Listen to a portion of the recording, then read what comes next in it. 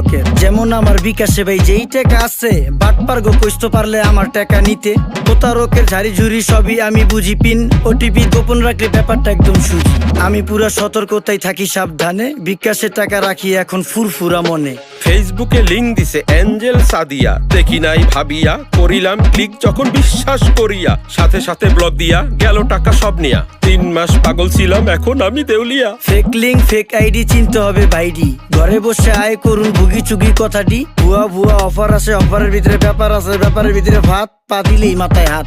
বিশ্বাস করার আগে কইরা লইয়েন যাচাই, বুঝা নিয়েন ব্যাপারটা মিছা নাকি হাসাই। অভিনন্দন স্যার, আপনি লাকি উইনার হিসাবে 10 লক্ষ টাকা জিতেছেন।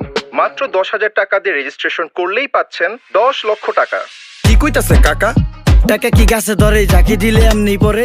কথা তো একের কন, কোম্পানির দোষ কি কন? প্রতারিত হওয়ার আগেই হইতে হবে সচেতন। অনলাইনে নিজের টাকা করতে হইলে